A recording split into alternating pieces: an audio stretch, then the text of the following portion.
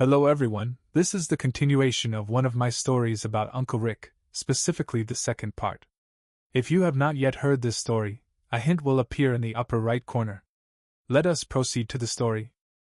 1 year ago, I was balancing a lukewarm pizza on my knee in the driver's seat of a car that smelled like desperation and cheap marinara. I used to count coins for gas, sleep with my shoes on, and dream in spreadsheets and space heaters. My only benefit package was half-price bruised apples from the grocery job. Now, I wake up to sunlight filtering through apartment windows I actually pay for, not tinted civic glass. My mattress doesn't squeak. I have a key fob that opens a lobby door, not a crowbar wedged in a stuck car trunk. Most days, I walk to Straightix with a coffee in one hand and a badge around my neck that doesn't say, intern anymore.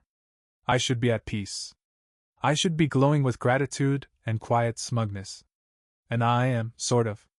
I smile easier. I sleep deeper. I buy overpriced hand soap because I like the smell. I've stopped flinching when someone says, "Proud of you." But lately, something's off. Not with me. With Rick. It started small. Missed meetings. An occasional reschedule dropped casually into my calendar. He'd wave it off with a joke about being double booked or not ready for another vendor summit with that QBR monster. At first, I chalked it up to executive burnout. Rick carried Straightix like a second spine. It made sense he'd need a break. But the missed meetings started stringing together like blinking red lights. He'd disappear for hours. Show up late to calls he scheduled. Once, I caught him staring blankly at a spreadsheet for 5 full minutes before he blinked like waking from a trance. Then there was the elevator moment. I was on my way out late one night, wrapping up some notes from our latest systems audit, and saw him leaning against the wall inside the elevator. Not leaning like thinking. Leaning like gravity had become heavier for him than everyone else. His shoulders were hunched, face pale, a hand pressed against the wood-paneled wall like it was holding him up. I said, "Rough day?" He smiled, tired, lopsided. "Just part of getting old." But Rick Carlton didn't get old. He upgraded. He outpaced. He left aging to the people who couldn't afford specialists, and ice baths and private chefs. Seeing him like that was like seeing a skyscraper blink. A few days later, he missed our bi-weekly check-in entirely. No call. No text. When I followed up, his assistant emailed. "Rick had to step out unexpectedly. He sends apologies." Apologies weren't his thing. He showed up or explained. And when I asked Kareem if he'd seen Rick lately, he said, "Yeah. But something's up. He looks thinner." That word sat in my stomach like a nail. Rumors started swirling. Quiet ones, the kind whispered by senior analysts while waiting for coffee. Words like burnout, overworked, delegation, exit strategy. I heard someone say, "He's not 10 foot tall anymore. Just tired." Happens. But I'd seen that look before, not on Rick, but on a former coworker who kept delivering pizzas through chemo. That look didn't mean tired. It meant trying to hide the fall. I don't know what's going on yet. But I know Rick. And this isn't a man scaling back. It's a man slipping, slowly, silently, and hoping no one's watching. Except I am. And the scariest part? I don't think he wants to be caught. It was a Thursday when I saw Rick's hand shake. We were in the boardroom, just a small internal session with Kareem, 2 mid-level VPs, and myself, going over Q3 cost deltas. Nothing high pressure, no suits breathing down our necks. Just charts, caffeine, and fluorescent lighting. Rick reached for his water, fingers brushing the glass, and then hesitating. The movement wasn't obvious. Not dramatic. Just, not Rick. His hand hovered for a beat too long, then carefully clasped the cup like someone handling crystal they didn't trust themselves to hold. The tremor was slight. Blink and you'd miss it. But I didn't blink. No one else noticed, or pretended not to. Kareem kept talking about margin control. Someone chuckled at a slide error. Rick took a sip, nodded once, and added a comment about vendor inflation without skipping a beat. But my mind stayed on that shake. Not out of paranoia. Out of pattern recognition. Because once you start seeing something, you start seeing it everywhere. Rick's posture had changed, more collapsed at the neck, less energy in his steps. He started using the handrail on the stairs in a way he never used to. He'd rub his temples longer during meetings. His assistant began showing up in his place more often. The calendar started to feel like a ghost town with Rick-shaped holes in it. I knocked on his door that afternoon. "Got a sec?" I asked, leaning halfway in. Rick looked up from behind his desk, the surface cluttered, a rare thing in his world. A coffee mug sat untouched. He looked pale. "Yeah, Mike. Come in." He smiled, but his eyes were slow to match it. "You okay?" I asked, keeping it casual. "You've been off lately." His brow lifted, and for a second I thought he might actually say it. That he'd admit something was wrong. But the moment passed. "Too many late nights," he said, waving a hand. "I'm fine. Getting older, maybe. Don't let the cologne and company card fool you. I'm not immortal." "You've been forgetting meetings," I said, gentler now. He leaned back in his chair. "You sound like Kareem. He thinks I need a vacation." "Maybe you do."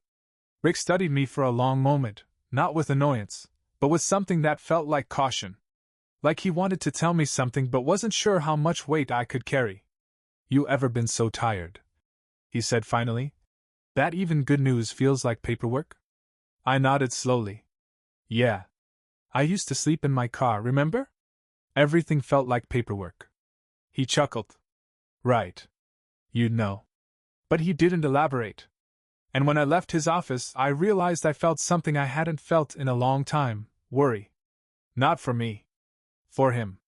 That weekend, I dropped by the office to catch up on some backlog, because apparently I don't know how to relax, and noticed Rick's door slightly ajar. The lights were off, but I could hear movement. I knocked lightly and pushed it open. Rick was sitting on the couch by the window, holding his left wrist and breathing hard. Not panting, not panic, but something close. Controlled, measured. Like someone who's had to practice staying calm. "You okay?" I asked quickly, stepping in. He startled, then composed himself. "Fine. Just needed a second." His face was drawn. Pale. There were sweat marks under his arms, faint, but out of place on a man who rarely showed anything out of place. He stood too fast. I moved forward to help, but he waved me off. "Really, Mike? I'm fine. Just a dizzy spell." But I saw it in his eyes, not fear. Calculation. He was measuring what I saw. What I might say. On his desk was an orange pill bottle. The label was turned away, but I recognized the look of prescription-grade urgency. Something serious. He noticed my glance and casually palmed it, slipping it into his drawer like a magician with a trick he didn't want anyone learning. The next day, Rick missed the entire exec check-in. Kareem filled in. No explanation. But I didn't need one anymore. I'd seen it, not in a file, not in a memo, but in Rick's face, his hands, the silence that settled between his words. This wasn't stress. This wasn't age. It was something deeper. Something cellular. And the worst part? He wasn't telling anyone. Stratex felt different lately, like a mansion with a shaky foundation. The lights were still on, the hall still buzzing, but something under the surface was shifting. It started with small ripples. Rick postponed a quarterly review, then another. His presence in executive meetings became sporadic, sometimes replaced by a video call with the camera off, other times by Kareem reading notes from Rick's office. That felt too polished to be his own voice. But the real cracks began showing when the finance team walked out of a strategy session early, not in protest, but in confusion. Rick had sat at the head of the table, blinking slowly through a forecast presentation. He let the numbers scroll past without interruption. When asked about next quarter's allocations, he said, "Let's circle back." 3 times in 20 minutes. A 4th time, he just stared at the table like he was trying to remember what day it was. Afterward, I caught Kareem in the hallway. "You think he's okay?" I asked. Kareem shook his head, lips pressed in. "He's tired. Overbooked. Hasn't taken a real break in years. That's not all it is." "You think it's something worse?" I hesitated. "I don't know." Which wasn't true. I didn't know, or at least I knew it wasn't just overwork. But I didn't have the words yet. No one did. And without them, everyone defaulted to denial. It was easier to believe Rick was just overextended than to admit the company's center of gravity might be slipping. And then came the announcement. We were in the main conference room when Stratix's COO, Mai Tanaka, addressed us with her usual composure. Rick will be stepping back from a few operational duties for the next quarter, she said, her tone even, and we're reorganizing some leadership roles to accommodate. A slide clicked on screen behind her. The words were clinical: transitional oversight, strategic redistribution, temporary decentralization. It was a corporate facelift, sold as a process. But I knew what it really was, a cover story. Rick wasn't just stepping back. He was being eased out of the daily flow, whether by his own request or someone else's intervention. Either way, the effect was immediate, like a giant tree suddenly hollow inside. The staff took it politely. The older executives nodded sagely. The younger ones whispered in Slack threads. The mood shifted, cautious, speculative. Stratix was built on Rick's reputation. If he was falling, so was the myth. Back at my desk, I stared at the reorg chart. My name had moved, up and sideways.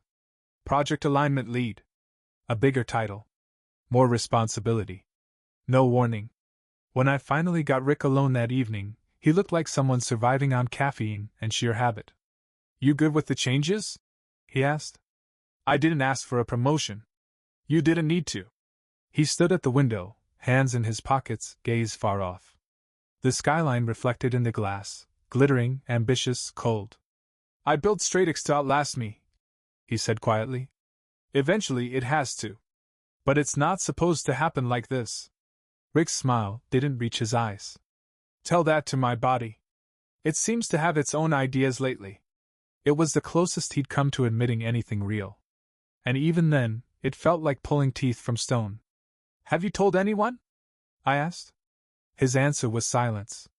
Heavy. Measured. Final. I'm not a symbol, Mike, he said after a pause. I'm a man. Symbols get to crumble quietly. Men don't. He left before I could respond. That night, I walked home slower than usual. My phone buzzed with meeting invites and budget docs, but I ignored them.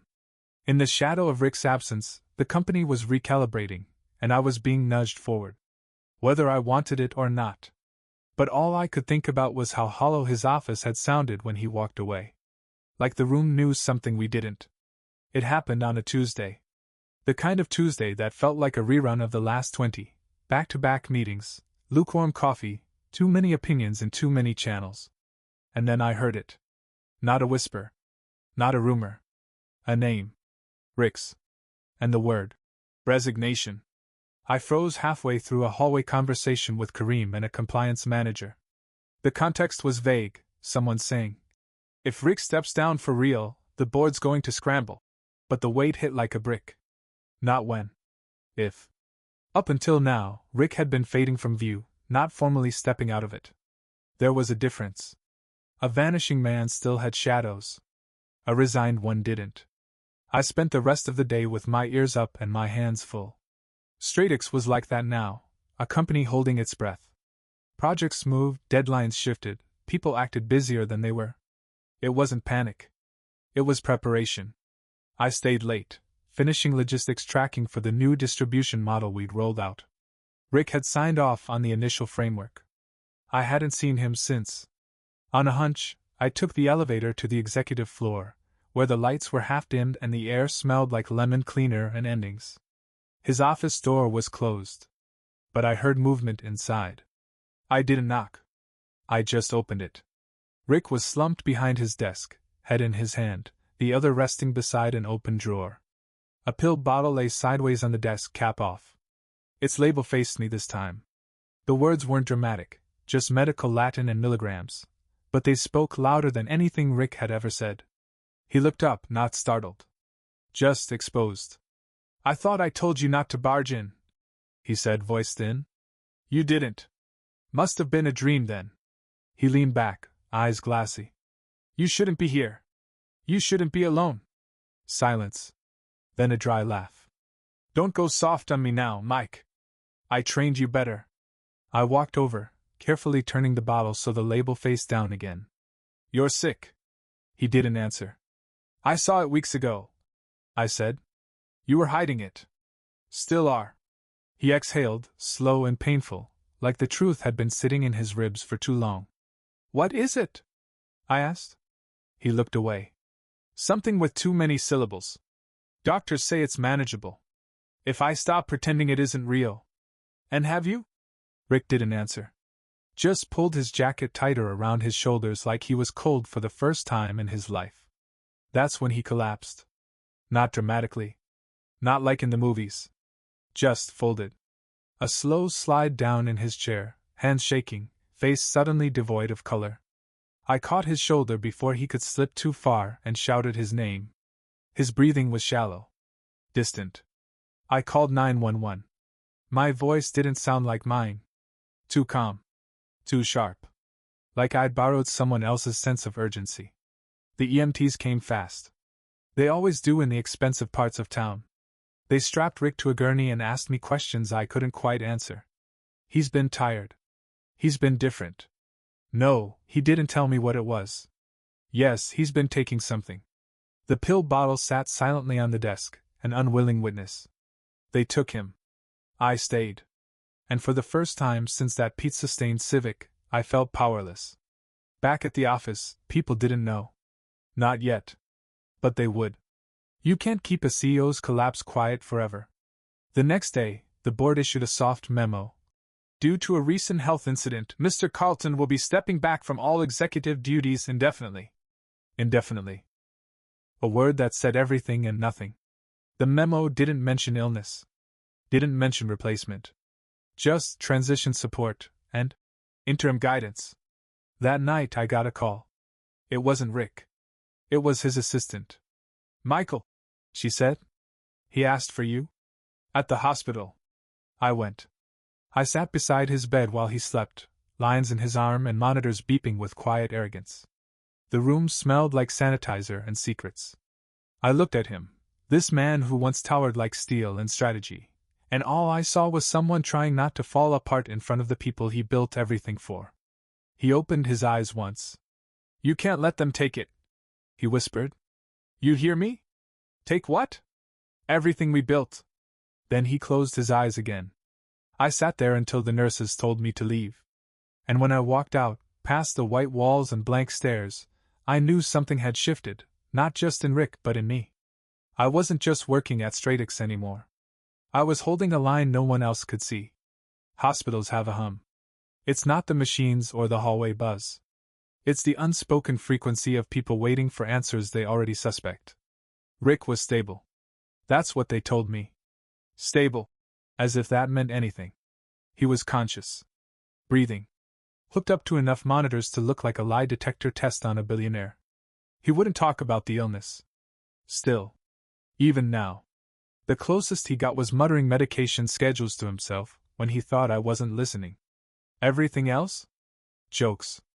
Shrugs. Deflections. Rick Carlton, still the CEO of silence. You don't have to act strong around me. I told him once, sitting beside his bed, reading a report draft while he pretended to nap. He cracked one eye open. You want me to cry and confess like it's the third act of a Netflix drama? I want you to stop pretending this isn't killing you. He went quiet then. Longer than usual. Then he said, It's not the dying part I'm afraid of. What then? It's being irrelevant before I go. That stayed with me for days. Especially after Franklin showed up. The name hit like cold water when it reached me, Franklin Dale, the co-founder Rick never mentioned. The partner who walked away during Estranged's earliest years. According to internal legend, he sold his shares, took a buyout, and disappeared. But like all legends, that wasn't the full story. Franklin didn't walk away. He was forced out, or so the whispers now claimed. And he didn't disappear. He waited. And now, with Rick out and the company in flux, Franklin had reemerged. A ghost with a LinkedIn profile and an agenda. It started with polite inquiries. Franklin's attending the tech conference in Singapore, he's consulting with venture firms again. Did you hear he's meeting with some of our former vendors? One of our junior ops analysts forwarded me an article from a startup blog. Estranged's co-founder teases return to enterprise tech. The quote from Franklin was innocuous, but it reeked of intent. By Thursday, I'd received a board briefing. Unofficial concern: Franklin might be building momentum to challenge Stratix's current leadership structure, i.e., capitalize on Rick's silence, health, and absence.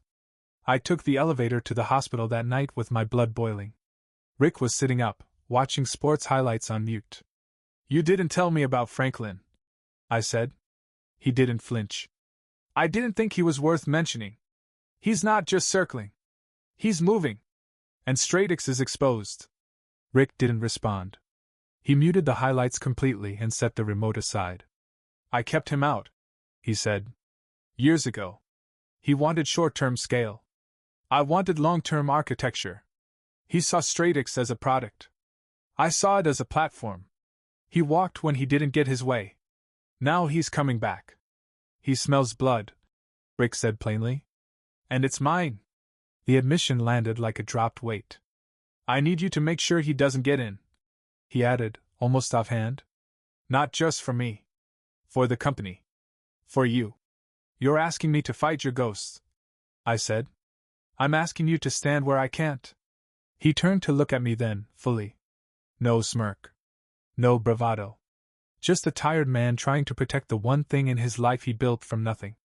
"I can't protect it anymore, Mike," he said. "Not like this." For a second, he looked like he might break, voice trembling, hands clenched in the sheets. Then the old Rick snapped back in like a reflex. "I'll recover," he said too quickly. "Eventually. But right now, you're the one they're watching." I nodded. Because he was right. That weekend, Franklin made his move. A press interview. Subtle, carefully phrased, but full of innuendo. "Companies without clear leadership can suffer from identity drift," he said. "Stratix was always meant to be adaptive. Agile. That vision may need new hands." It was war, and he didn't even bother using my name. But I saw it. I felt it. He wasn't challenging Rick. He was testing me. Monday started with a leak. Not water. Not documents. Reputation. By 9 a.m., 3 tech blogs had picked it up, an anonymous tip alleging financial mismanagement and delayed vendor payouts at Stratix Holdings. The wording was clever, vague enough to sidestep legal risk, sharp enough to trigger panic. And by noon, an investor tweetstorm had begun. Phrases like executive disarray, leadership vacuum, and founder health crisis started trending in niche circles that mattered way too much. Kareem stormed into my office, phone in hand. "You see this?" "Yeah," I said. "And I know who dropped it." He didn't have to ask who. We both knew. Franklin. This was his playbook: destabilize from the outside, then step in as the solution. "I want a statement drafted in 2 hours," Kareem said. "Minimal damage, maximum clarity." I nodded. But my brain was already moving beyond damage control. Rick had once told me, "People don't follow clarity. They follow conviction." I wasn't going to issue a lukewarm memo. I was going to show teeth. First, I called legal. Then PR. Then 3 directors I'd worked closely with during my last major systems rollout. I asked questions no intern ever would have dared. "What do we have on Franklin?" A junior analyst from data compliance pinged me 30 minutes later. She'd done some digging, and found gold. 2 years ago, Franklin's boutique firm had quietly tried to onboard a major logistics partner. The contract never closed, because the partner backed out last minute, citing pattern irregularities. Our analysts found a buried procurement record, invoice discrepancies that weren't illegal, but definitely unethical. I stared at the report for a long time. Then I smiled. That night, Stratix's official Twitter account posted a statement, short, precise, and signed off by legal. But the real payload came from an anonymous Medium blog, posted under a pseudonym, backed with internal documents from public sources. The headline read, "The Return of Franklin Dale, Reform or Repeat?" The subhead, "Before Stratix lets history repeat itself, maybe it's time to ask why Dale's last 3 ventures collapsed in under 18 months. I didn't lie. I didn't accuse. I let the facts bleed. The blog linked every known business move Franklin had made in the last 5 years. Patterns of aggressive investment, inflated valuations, and abrupt exits. It quoted his past interview statements. It cross-referenced board member resignations. It asked questions, surgical, unsparing ones, and ended with a simple line. Stratix was built on integrity. Let's not trade it for spectacle. By morning, the conversation had flipped. Now people weren't asking if Stratix was vulnerable. They were asking if Franklin was trustworthy. Kareem called me that afternoon. No greeting. You did that? I had help. You understand what this means? I do. He paused. I've never seen Rick trust anyone like this. That makes two of us. Later, at the hospital, I told Rick what I'd done. I expected a lecture. Maybe a warning. He just looked at me with tired pride. You didn't just defend the company, he said. You earned it. Franklin's not going away. No. But now he's off balance. That's when people make mistakes. He sat up straighter. Still frail. Still marked by illness. But with a flicker of the man who built Stratix from concrete and claw marks. Next time, he said, don't wait for him to strike first. That night, I walked out of the hospital with a strange feeling, not triumph. Not fear. Ownership. For the first time, I wasn't just surviving someone else's story. I was writing mine. Franklin didn't disappear. Predators never do. But he backed off, publicly. The tech blogs that once printed his every veiled jab suddenly went quiet. His social media presence dimmed. Investment chatter cooled. Stratix's stock, which had dipped after the initial leak, bounced back after 3 days, not with a roar, but with a hum of confidence. We'd weathered something. And people were watching me now, not to see if I'd survive, but to see what I'd do next. We didn't fire back again. We didn't need to. I focused on tightening our operations, re-establishing internal trust where the vacuum had created friction. People needed more than stability. They needed belief. I called meetings not to align metrics, but to listen. I asked department heads what they actually feared. Not one of them mentioned profits. They mentioned confusion. Uncertainty. That told me everything. We consolidated vendors, increased transparency in procurement, and preemptively published our quarterly objectives, a soft flex, signaling we had nothing to hide.